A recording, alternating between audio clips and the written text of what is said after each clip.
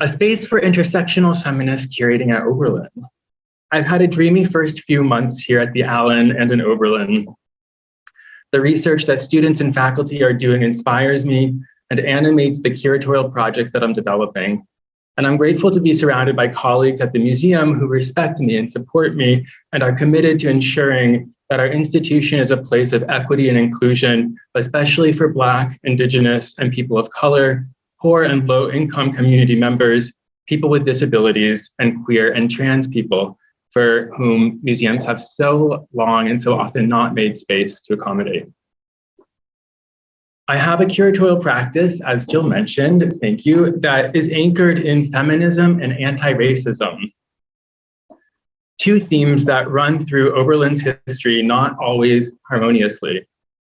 Oberlin stands out among all institutions of higher education in this country for enrolling women in 1837. That the first Black woman to earn a degree from the college was 21 years after the first white woman is a disparity to which we will return. Within the museum, pioneering women have consistently shaped our history and collection, far ahead of other institutions. My position is named for the art historian and curator Ellen Johnson, who built our world-class collection of modern and contemporary art through her singular vision and tenacity. She did so in the 1950s, 60s, and 70s when hetero, cisgender white men dominated the field. Johnson developed a leading collection of work by women artists, and this really sets us apart from other modern and contemporary collections. Through Johnson and subsequent curators and directors, including the present, this collection came to include important works by Agnes Martin, Yayoi Kusama, Edmonia Lewis, Elaine de Kooning, Howardina Pindell, and the Eva Hesse Archive. This is a collection and a history by women and of women artists that inspires me and of which we should be very proud. At the same time, there's work to do. I'm actively working with our director on the acquisition of artwork by transgender and gender non-conforming artists in order to equip the current and future Oberlin community with a collection that can support their curricula. And we need to take a more aggressive approach to acquiring works by artists of color and artists who center disability in their practices, and we are. I'm excited to share that we are considering the acquisition of works such as these. Here I'm showing work by two different earlier 20th century artists. Jean Mammon is a central but now largely forgotten figure in German Expressionism. On the left, you're looking at a etching of a cabaret scene in Weimar, Germany. So this sort of scene with the rise of fascism in the background and hyperinflation. And on the right, two prints by Berenice Abbott, one of the trailblazers in mid-century photography. These two photographs were commissioned by the Massachusetts Institute of Technology, for which Abbott invented an entirely new photographic apparatus called SuperSight. Both artists were leading, if under-recognized, and had same-sex relationships and experimented with fluid gender presentations. These works expand the kind of stories that we can tell, especially in the first half of the 20th century.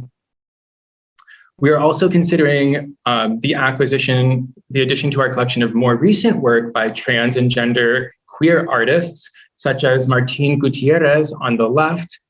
This is a single page from Martine's magazine, glossy fashion magazine called Indigenous Woman. It's more than 140 pages in which the artist poses herself on every single page, fashioning herself differently, questioning why blonde is beautiful, why is skinny beautiful, why is young beautiful, why is white beautiful. The artist is of Mayan descent and is a transgender woman. And on the right, John Edmonds. This comes from Edmonds' series of photographs. Edmonds is a young queer Black photographer, and this group of photographs from which this is taken feature young mostly gay Black men posing with West African tribal sculpture. This is a fertility bust from the Makonde, very similar to one in the Allen's own collection of West African art. So through a contemporary Black queer lens, this type of work allows us to reconceive of our own African holdings. And in fact, what does it mean that we hold them? We're looking at the possibility of acquiring work by the artist Creighton Baxter, a young trans artist whose work spans video, performance, drawing, Paul Mapagi Sapuya, who never photographs subjects directly. This is the subject imaged through a mirror in the photographer's studio. And so the sitter is always an engaged participant in a scene that's unfolding before the camera. So it really sort of turns the entire notion of active versus passive gazing upside down. Looking into the acquisition of works by Candace Lin on the left, an artist who is here looking at the history of Chinese coolie laborers brought to the Caribbean after the Civil War and Black American emancipation to substitute that labor and the specifically tobacco fields that they were working in. Sonia Clark on the right, whose Confederate flag of truce was waved to end the Civil War. Very little known object, but decisive within history, to which Sonia Clark asks, why do we know the Confederate battle flag, the losing side, this symbol of racial superiority, instead of this flag of truce? What would it mean if that symbol were to replace the other one? Sharona Franklin is an artist who's looking at the effects of the pharmaceutical industry from a CRIP perspective as a person who lives with disability, and incorporates into an object such as the one you're seeing her daily bio-ritual of injecting herself with the medicine that she needs to be able to move her limbs. And then on the right, Shannon Finnegan, an artist who's both disabled and gender nonconforming, and is thinking about the ways that museums do and do not accommodate all types of bodies. So these are some of the works that I'm so excited to be considering, and that we are considering really in close dialogue with faculty and students, and thinking about how these meet our teaching objectives. So those are acquisitions. There's exciting exhibitions coming up as well on themes relating to HIV/AIDS, Christianity and mysticism, consent, and accessibility. However, I would like to share with you today an upcoming series of exhibitions on a theme of Femme and isms, which will, thank you, which will take place over the next 4 semesters beginning in January. Femme, as opposed to masc, is a term often reserved for those who are genderqueer, although some cis women and men also identify as femme. Isms refers to sexism, racism, ableism, ageism, classism, homophobia, transphobia, and so on. The suffix isms also nods to the limits of the collection with which I'm working: Impressionism, Cubism, Surrealism, Minimalism, etc. And if we overlay these 2 sets of isms, social and aesthetic or art historical, we can see how both privilege certain voices and exclude others. Feminism opens next semester with the exhibition Bodies Are Fluid.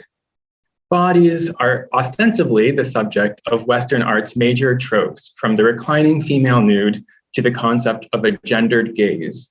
And yet, artists have shown us how our bodies are socially constructed and self-fashioned according to conventions, and that there have always been ways to subvert such conventions. Originally a show of work by women artists, several Oberlin students who participated in focus groups with me pointed out that we cannot tell the story without male artists, and I've since moved away from the category of woman artist to instead center notions of the feminine. Students also helped me understand how my attempts to bring visibility to marginalized artists often, in fact, served to essentialize or pigeonhole them, which is a challenge I'm still very much grappling with.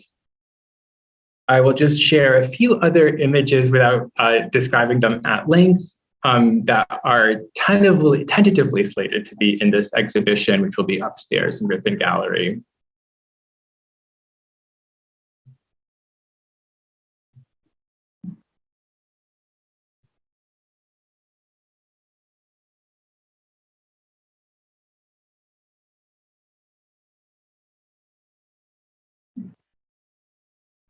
Feminisms Part 2, the following semester, focuses on ingenuity in image technologies, particularly photography, over the past 150 years to have a collection that can tell that broader story is really incredible. Feminisms Part 3 brings together minimalist work highlighting math and materiality. And Feminisms Part 4 brings visibility to queer networks in the collection, from lesbian expat circles in 19th century Europe to queer artist collectives today. So hopefully these will be intergenerational, intersectional exhibitions that will be engaging for classes and students, and are stories that the collection really is sort of well primed to tell. As I began workshopping these exhibitions my first week on campus, one faculty member told me, Oberlin students are not interested in women. Not interested in women. Another professor, just forget it. Forget about women. Another professor warned, students will cancel you if you do a show about white cis women. And while I am always thinking about trans women of color, literally always thinking about it, the strengths of the collection truly are white cis women, artists who were pioneering in their moment and from whom we can still learn much about artistic ingenuity and social change. Part of my mandate as curator of this collection is to celebrate precisely that shortcoming, or to find a way to learn to lean into it. When asked if feminism resonates for them, one current student told me, we're not interested in white women crying. And another asked, how does feminism make room for lesbian men? I've consulted friends in wider arts and trans communities, both in Northeast Ohio and beyond, and gotten similar feedback that feminism, and even the idea of exhibitions centering women, feels exclusionary, binary, and old-fashioned. Some of these stakeholders came of age in chat rooms and gamer discussion boards, contexts in which identities are fluid and veiled by a username, not tied to a body, biology, appearance, or gender. As alluring as this framework of a post-body politics is, however, legislation such as the Dobbs versus Jackson Supreme Court case this past June makes clear, I believe, that we are not living in a post-human, post-body biology, or even post-gender world, at least not yet. The risk in turning our back on white women crying is that we might also be turning our back on women and trans people who are not white and who are poor. I keep thinking about Bell Hooks, who wrote that feminism is not about angry women or even essentially about gender equality, but about uplifting from an unjust system those who are most oppressed. This message has surfaced at many key moments, from Sojourner Truth's Ain't I a Woman speech in 1851 in Akron, Ohio, to Mary Church Terrell, Oberlin alumna, to Fannie Lou Hamer's 1971 exhortation, nobody's free until everybody's free, to Angela Davis's commitment to an anti-capitalist, anti-racist, anti-sexist theory.